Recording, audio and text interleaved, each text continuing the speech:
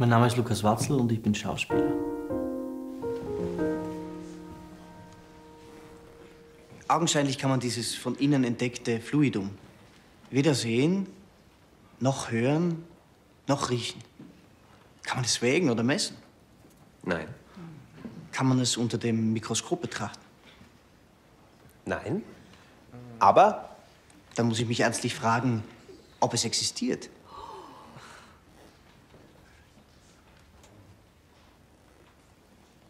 Ich dachte mir, das Max-Reinhardt-Seminar ist die beste Schule. Ich weiß nicht, ob es stimmt, weil ich war nirgends anders, ich war nur dort. Und deswegen habe ich es dort versucht.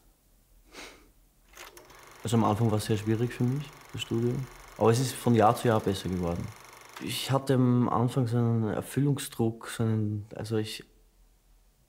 die paradoxe und absurde Erwartung, ich muss das jetzt gut und richtig machen. Also eigentlich geht man auf eine Schule, um was zu lernen. Und wenn man dann im ersten Jahr sich denkt, ich muss es jetzt schon gut und richtig machen, was auch immer das ist.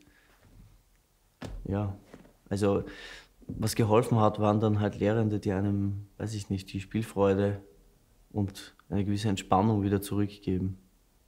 Man kann es nicht sehen und auch nicht riechen. Aber ich habe dadurch meine Sehkraft und auch meinen Geruchssinn zurückerhalten. Das reicht mir. Und man kann es spüren. Leider kann ich von dieser Wahrheit keine sichere Kenntnis bekommen. Mich dünkt, sie wird mir unfasslich bleiben müssen. Licht von der Barbara Albert, das war mein erster Kinofilm, also mein erster Kinoauftritt. Es war auch nur ganz kurz, es ist auch nur eine ganz kurze Szene, aber es war trotzdem großartig, weil sie eine fantastische Regisseurin ist und weil sie sich auch für so eine kleine Szene sehr viel Zeit nimmt, also für jedes Detail. Und natürlich, die Frage haben sich alle gestellt, also es fängt mit der Sprache an. Kein Mensch weiß, wie die Menschen im 18. Jahrhundert gesprochen haben. Das weiß niemand. Man hat so Vorstellungen davon, was altmodisch klingt oder was. Da muss man halt vorsichtig sein, weil es bringt nichts, das zu sehr zu stilisieren, aber man kann gleichzeitig auch nicht so sprechen, wie wir halt jetzt sprechen. Da gibt dann die Textvorlage viel vor, weil die Texte gibt es ja aus der Zeit, man weiß, wie die Menschen geschrieben haben zumindest und daran kann man sich orientieren. Ich liebe es ja zu drehen, aber Shakespeare und Schiller und Büchner und Horvath und Schnitzler und was auch immer, also das gibt's halt nur im Theater.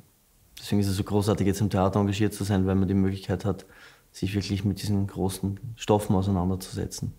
Also im Theater taucht man in eine Welt ein und man geht da auf, man ist dort und dann fällt der Vorhang und dann ist es vorbei plötzlich, dann ist alles verschwunden.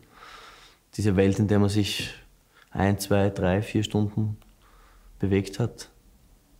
Beim Film ist es halt viel kürzer. Ne? Da steigt man ein kurz und dann ist es da und dann ist es wieder weg. Und dann bauen die Leute um, stundenlang und dann spielt man wieder. Und dann man kann halt im Theater tiefer eintauchen irgendwie, weil man nicht gestört wird.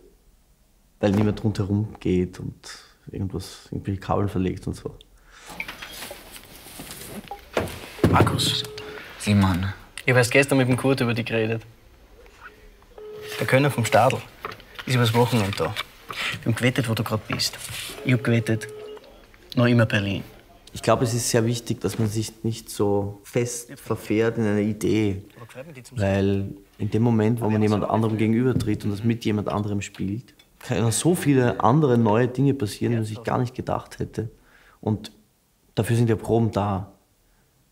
Dass man das, was man sich vorher zurechtgelegt hat, überprüft.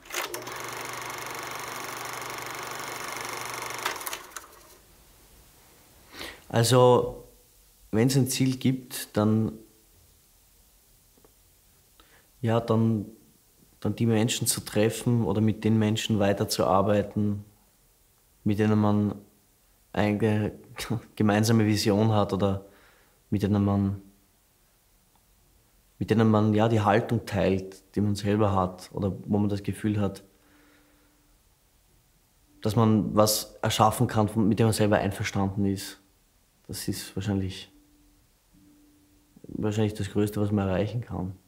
Weil klar, man kann berühmt werden, man kann sehr viel Geld verdienen, das ist alles möglich, aber das wünsche ich mir nicht. Also das wünsche ich mir nicht. Wenn es passiert, dann passiert es, aber das ist nicht, auf jeden Fall nicht das Ziel. Das Ziel ist, das Theater zu machen oder die Filme zu machen, die ich gerne auch selber sehen würde.